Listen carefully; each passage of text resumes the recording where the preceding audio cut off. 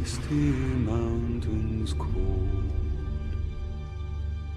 to dungeons deep and caverns old.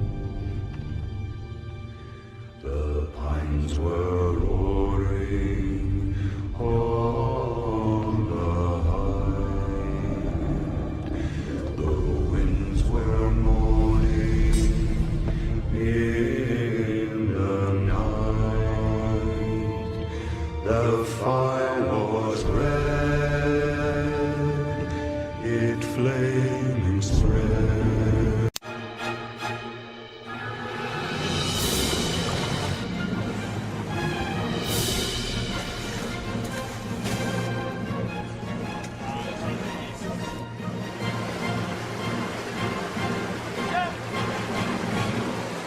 Dwarves and boats, eh? Everybody thinks they're a sailor. So welcome to our new blog, which is about the logistics of location shooting. We've been travelling pretty much the length and breadth of New Zealand shooting locations for The Hobbit. It's been great to get outside. It's been great to get that texture of Middle-earth into the movie. After many, many weeks of shooting in the studio, we've established our characters, we've established our story, and it was finally time to get on the road and establish the landscapes of Middle-earth. So we're currently moving about 500 crew for main unit to Hamilton, and then about 200 second unit crew to various parts of the country. We like to call it the biggest logistical move in cinematic history. Just because of the size of the fleet, close to 140 vehicles. As you can see, we're moving around a huge circus. I think everyone is secretly scared but quietly excited. The main reason for going on location on the project is to capture scenic beauty of New Zealand. Peter's often said one of the things that won the fans over so much in the Lord of the Rings series was the unbelievable vistas and scenics because they were so magnificent. People are really excited about getting outside and taking this on the road. These are our changes for main unit crew, so this is how big we actually are. We're probably over 500. Everybody has to be in the right vehicle at the right time, they have to travel to the right place, they have to have rooms to be able to sleep in. I can't begin to imagine the logistics involved with shifting the crew, the cast, the equipment that we have on The Hobbit. It's pretty mind-blowing. You have to take everything with you to produce the films. We're having to provide our own electricity, areas to cook food, areas for people to sit down and eat. You've got to provide water, the bathrooms and the toilets that people need. You have to have weather cover, heat when it's cold, and you've got to provide cooling when it's hot. The daunting aspect of that is it's all got to get into trucks, it's all got to be on wheels, and it's all got to be ready to roll.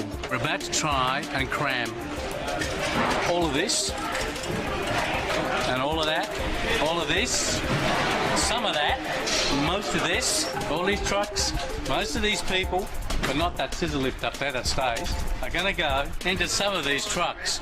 These guys here are going to go into these trucks too. Nice one. No cell phone laws here, man. One of our biggest challenges on the production is actually shooting all the locations in one hit for both main unit and second unit. You can certainly start there. We're away for about 7.5 weeks if the weather holds up, so we're basically praying that every spot we go to in the country is sunny and beautiful. First location is Matchmatter up in Old Hobbiton, so returning back to the first spot from Lord of the Rings, which is pretty exciting. Fantastic job, and we're out of here at 4 o'clock in the morning.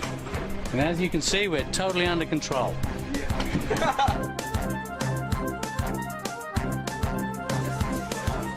Why aren't you helping? I've got to carry this. We're going to some of the remotest locations of New Zealand, and if there's one thing Grips can't live without, that's the latte, soy. That's right. We're getting ready to go away, and so far we haven't packed anything. And tomorrow is our last day with 30-odd hobbits doing a big scene against green screen on for Hobbiton. This is my Louis Hobbit, my Sonny Hobbit. So we need the largest team on, because we've also got to try and pack. And then they're going to say, where did you pack it, because I'll need it? Where's that wig? Did you put it away? No, we've got to put it on his head now. And we'll all be here till midnight trying to load up the buses because they leave at 4 o'clock in the morning.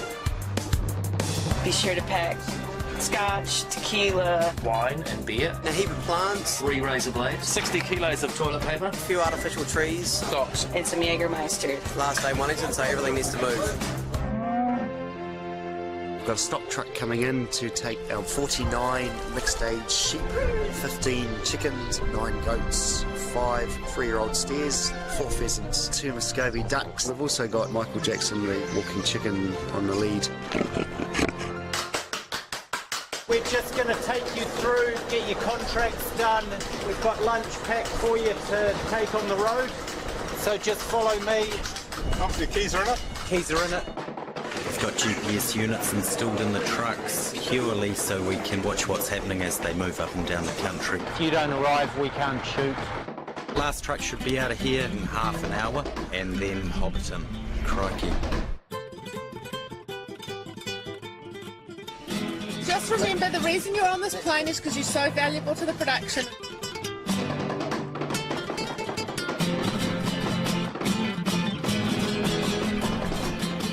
Our main unit had over 100 units on wheels that were travelling to the first location. That was quite a feat in itself, just having that amount of drivers on the road.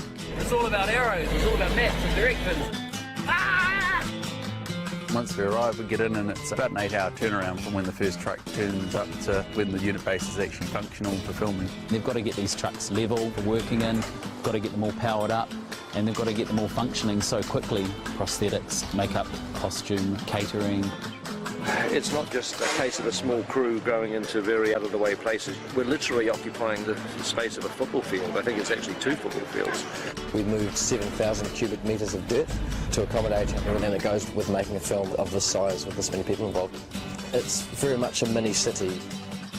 To everyone's amazement, you know, they went home on Friday night in Wellington, turned up to work here on Monday morning, and everything's here, parked up in order and looking good and working.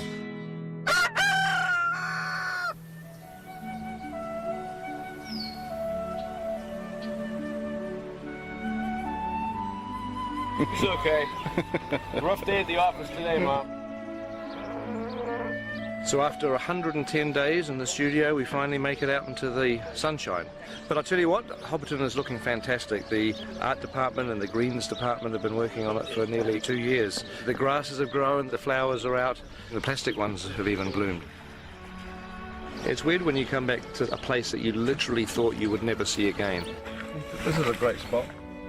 To be standing there with Elijah dressed up as Frodo, it was the nearest thing I think I'm ever going to come to a time machine. This is actually the first time I'm stepping foot down into Hobbiton. I'll never forget that feeling of coming to Hobbiton for the first time. So much time spent in this universe, you know, with these characters, and I keep referencing the fact that I turned 19 when I came to Hobbiton for the first time. 11 years ago. I'm 30 now. I don't know, there's so many feelings of nostalgia and history. We'd been searching pretty much the whole country for this rolling green countryside. We were up here scouting around and found this place called Buckland Road.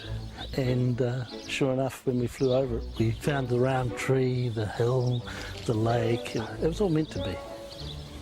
Of course, then it was a matter of talking to the owners of the land, getting their permission to shoot here and build here. It was a Saturday afternoon during a major New Zealand rugby game that he came and knocked on my father's door. And he said they wanted to make a movie, and my father actually said, "Lord of the what?" I think I kicked him under the table quietly, but that's how it all started. This time around, they built it for real. So before, all of these Hobbit holes were built using polystyrene. When the filming was finished, they tore it all down. Even though it's been available for tours and, you know, for people to look at it, we didn't have any of the Hobbit holes here. Doing the Hobbit now, it gave us the ability to rebuild Hobbiton out of permanent materials. Materials that aren't going to deteriorate, and we can carry on showing people what's involved in making a movie, behind the scenes. It's all, I mean, that's actual rock, stone. It's pretty amazing. Hobbiton is going to stay exactly as it is today, which is fantastic. There's real wood, there's real stone, real bricks, and it's going to be here hopefully for decades to come. Yeah, no, it's a great gift to the people of Merrimack, and as Minister of Tourism, I'm all the way with it, so well done. Some prime real estate. I'll get you two. I'll get Kate and Hobbits. Oh, Jordan. Hello. Hello.